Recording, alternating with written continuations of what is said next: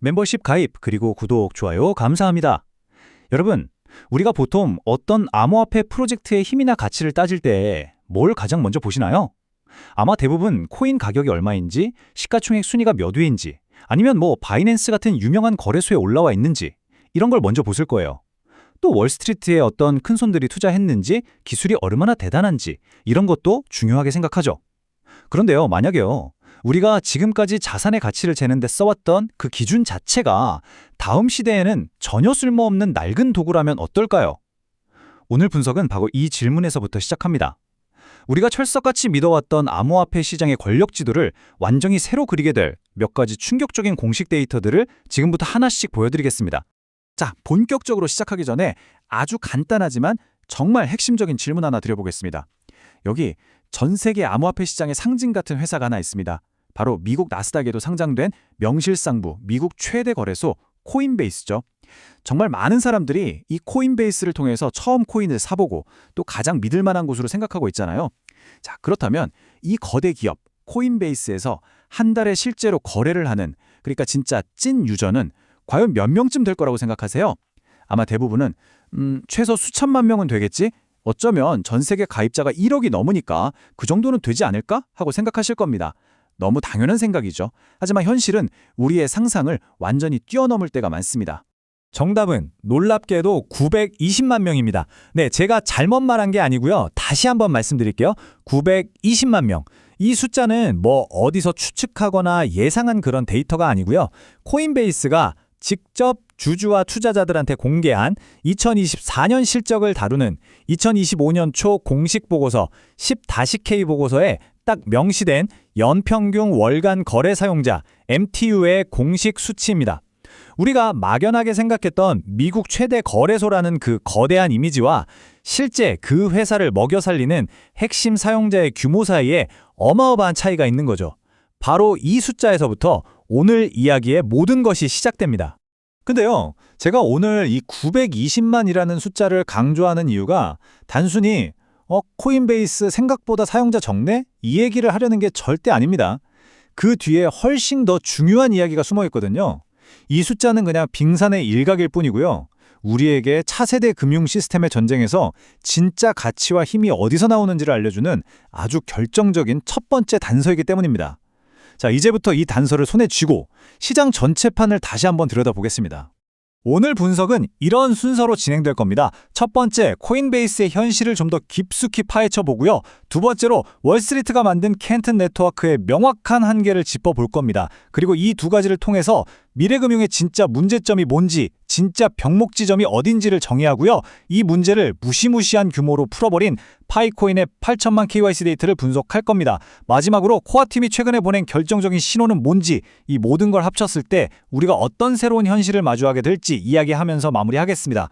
네, 그럼 첫 번째 섹션 코인베이스의 충격적인 현실부터 바로 시작하겠습니다. 암호화폐 시장의 얼굴마담이자 가장 성공한 상장 기업으로 알려진 이 거인의 실제 재무제표와 공식 데이터를 통해서 그 속살을 한번 제대로 들여다보겠습니다. 자, 이 슬라이드를 좀 자세히 보시죠. 먼저 총 인증 사용자 항목을 보면 약 1억 1천만 명. 와, 숫자 진짜 어마어마하죠? 우리가 코인베이스를 대단하다고 생각하는 이유가 바로 이거예요. 근데 이건 사실상 이메일이나 전화번호로 가입한 계정 전부를 합친 거에 가깝습니다. 정말로 코인베이스라는 회사를 움직이는 핵심 지표는 바로 첫 번째 항목, 월간 거래 사용자, MTU입니다. 한 달에 한 번이라도 거래를 해서 회사에 수수료를 내주는 진짜 고객은 연평균 920만 명이라는 거죠. 전체 가입자의 10%도 안 되는 숫자예요. 근데 더 중요한 건 미국 매출 비중이 84%라는 점입니다. 이게 무슨 뜻이냐면 코인베이스가 겉보기엔 글로벌 기업 같지만 사실상 수익의 대부분을 미국 국내 시장에서 벌고 있다는 얘기죠. 그리고 제일 결정적인 건 마지막 참고사항입니다. 회사 스스로도 이 MTU 숫자가 한 사람이 스마트폰으로도 접속하고 컴퓨터로도 접속하면 여러 명으로 잡히는 것처럼 실제 순수 사용자 수를 부풀릴 수 있다고 인정하고 있습니다. 그러니까 진짜 순수 사용자는 920만 명보다도 더 적을 수 있다는 거죠. 자, 지금까지 개인 투자자 시장의 대표 코인베이스를 살펴봤잖아요. 그럼 이번엔 거대 금융기관들이 직접 뛰어든 시장은 어떤지 한번 보겠습니다. 월스트리트의 야망에 총집결된 프로젝트, 캔톤 네트워크를 통해서 기관 시장의 현실과 그들이 부딪힌 또 다른 한계가 뭔지 분석해 보겠습니다. 이 타임라인을 보면 정말 중요한 사실을 알 수 있습니다. 이 캔톤 네트워크라는 건요, 골드만삭스, JP모건 같은 월스트리트의 진짜 공룡들이 참여한 프로젝트예요. 기관들끼리 자산을 거래하고 결제하려고 만든 거죠. 2023년 5월에 공식 발표하고 무려 10년이라는 긴 시간 동안 개발해서 2024년 7월에 드디어 네트워크를 돌리기 시작했습니다. 2025년에는 400개나 되는 금융기관이랑 기업들이 참여하면서 겉으로 보기엔 엄청나게 성공한 것처럼 보였어요. 그런데 결정적인 데이터가 2026 4월에 나옵니다. 이 네트워크의 핵심 결제 앱인 캔코어에 들어올 수 있도록 허가받은 사람, 그러니까 화이트리스트에 등록된 사용자가 고작 1만 명 이상에 불과하다는 보고였어요. 400개의 거대 기관이 모여서 10년 동안 만든 시스템의 실제 사용자가 고작 1만 명 수준이라는 거. 이게 바로 기관 시장에 마주한 충격적인 현실입니다. 그래서 여기서 우리가 딱 한 가지 명확한 결론을 내릴 수 있습니다. 월스트리트 같은 전통 금융 세력들은요, 엄청난 돈과 기술로 기관들을 위한 완벽한 금융 고속도로, 그러니까 금융 철도를 깔 수는 있어요. 아주 안전하고 빠르고 규제도 완벽하게 지키는 그런 폐쇄적인 네트워크를 만들 수 있다는 거죠. 하지만 그 철도 위를 달릴 수많은 승객들, 바로 실제 사람들을 데려와서 기차에 태우는 건 이건 전혀 다른 차원의 문제고 그들이 절대로 해결하지 못하는 가장 큰 약점이라는 사실입니다. 바로 이 지점에서 우리는 미래 금융의 진짜 전쟁터가 어디인지를 완전히 새롭게 봐야 할 필요성을 느끼게 됩니다. 지금까지 우리가 주목했던 기술이 좋네, 기관 투자를 받았네 하는 경쟁은요, 사실 본질이 아니었던 겁니다. 진짜 심각한 병목 현상은 전혀 다른 곳에서 일어나고 있었어요. 오늘 분석에서 가장 핵심적인 개념입니다. 바로 참여절이에요. 이게 뭘까요? 이건 그냥 앱 다운로드한 유저나 웹사이트 가입자를 말하는 게 아니에요. 아주 엄격한 신원 확인 절차, 우리가 아는 KYC 같은 걸 다 통과해서 당신은 진짜 당신이 맞습니다 라고 증명되고, 또 각 나라의 복잡한 법을 다 통과해서 이 금융 시스템에 합법적으로 참여할 자격을 얻은 검증된 진짜 인간과 기업들의 네트워크를 의미하는 겁니다. 블록체인 속도가 아무리 빠르고 기능이 좋아도요, 이 검증된 참여자 레이어가 없으면 그냥 텅 빈 고속도로, 유령 도시나 마찬가지예요. 이게 바로 다음 세대 금융 시스템에서 가장 만들기 어렵고 가장 귀하고 가장 중요한 궁극의 인프라입니다. 결국 개인 시장의 최강자 코인베이스나 기관 시장의 야심작 캔톤 네트워크나 겉모습만 다르지 똑같이 이 세 가지 거대한 문제에 부딪히고 있는 겁니다. 첫째, 전 세계 수십억 인구를 상대로 이 사람이 진짜 그 사람이 맞나 이걸 안정적으로 또 싸게 증명하는 것. 둘째, 나라마다 다른 여권, 신분증, 그리고 복잡한 자금 세탁 방지법 같은 규제의 벽을 넘는 것. 그리고 마지막으로 이 모든 과정을 통과한 사람들을 쉽고 편하게 그리고 합법적으로 시스템 안으로 데려오는 것. 이 세 가지 문제를 푸는 게 진짜 규모를 만드는 열쇠고 그냥 기술 개발하는 것보다 훨씬 더 어려운 숙제라는 거죠. 자, 이제 우리에게 참여자 레이어라는 새로운 안경이 생겼습니다. 미래금융의 성공이 바로 이 검증된 인간 네트워크의 크기에 달려있다는 걸 알게 된 거죠. 이제 이 새로운 관점을 가지고 지난 몇 년간 물밑에서 바로 이 문제를 정말 전례 없는 압도적인 규모로 조용히 해결해온 한 프로젝트를 들여다볼 시간입니다. 이 표를 보면 현재 상황이 정말 한눈에 극명하게 보입니다. 이 세 프로젝트를 나란히 놓고 보면요, 이건 그냥 숫자가 누가 더 많냐 적냐를 비교하는 게 아니라는 걸 알 수 있어요. 이건 완전히 다른 차원의 자산을 비교하고 있는 겁니다. 코인베이스의 920만은 특정 금융앱에서 돈을 쓰는 사람을 세는 거고요.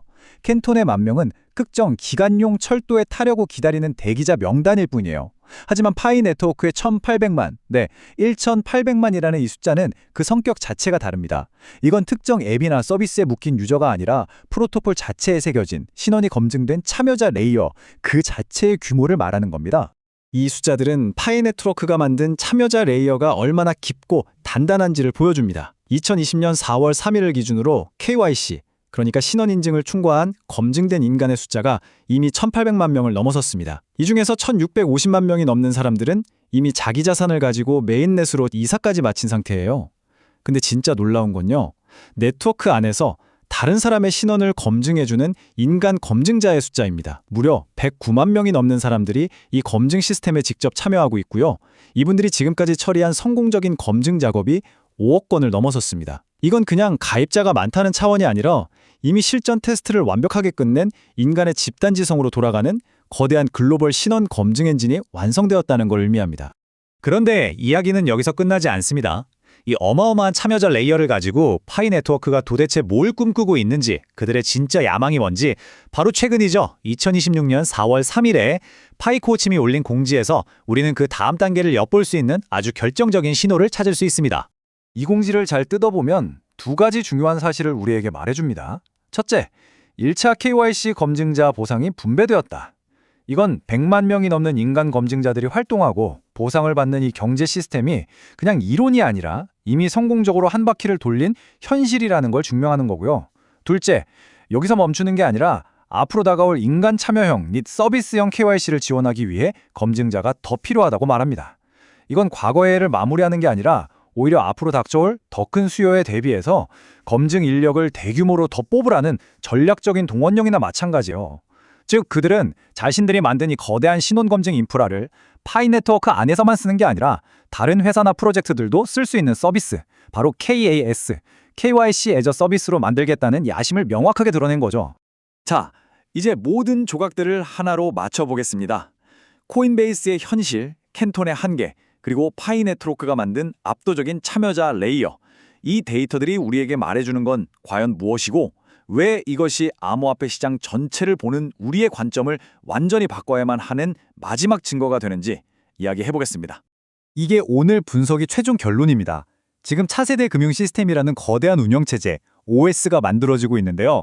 각자 다른 역할을 맡고 있는 거예요. 코인베이스는 그 OS 위에서 돌아가는 아주 편리한 금융 앱을 만들고 있고요. 캔톤 네트워크는 기관들 사이에 돈이 흐를 수 있도록 보이지 않는 배관을 깔고 있는 겁니다. 하지만 앱이랑 배관이 아무리 좋아도 뭐 하겠어요. 그걸 쓸 검증된 사람이 없으면 아무 의미가 없죠. 파이 네트워크는 바로 그 가장 핵심적이고 가장 구하기 힘들고 가장 가치 있는 부품, 즉 1,800만 명의 검증된 사람이라는 참여자 레이어를 조용히 그리고 압도적인 규모로 이미 확보해버린 겁니다. 그렇기 때문에 우리는 이제 관점을 완전히 바꿔야 합니다. 지금 벌어지고 있는 진짜 게임은요, 매일매일 바뀌는 코인 가격을 맞추는 그런 단기적인 싸움이 아니에요. 이건 차세대 금융 시스템과 디지털 경제의 가장 기본이 되는 인프라, 바로 검증된 인간 레이어, 즉 글로벌 디지털 신분증 시스템의 표준을 누가 먼저 차지하느냐를 두고 벌이는 장기적이고 전략적인 영토 전쟁입니다. 그리고 이 전쟁의 승패는 기술이 얼마나 좋으냐, 돈이 얼마나 많으냐가 아니라 얼마나 많은 검증된 인간을 확보했느냐로 결정될 겁니다. 결국 우리는 이 마지막 질문 앞에 서게 됩니다. 미래의 금융 시스템, 그 새로운 세상의 규칙은 과연 누가 쓰게 될까요? 920만 명의 활성 사용자를 가진 편리한 애플리케이션일까요? 10,000명의 파트너를 가진 단단한 기관들의 네트워크일까요? 아니면 이미 국경을 넘어 만들어진 1,800만 명, 1,800만 명의 검증된 글로벌 시민으로 구성된 이 거대한 프로토콜 국가일까요? 지금까지 우리가 함께 분석한 모든 객관적인 데이터와 증거들은 이미 그 질문에 대한 답을 명확하게 가리키고 있습니다.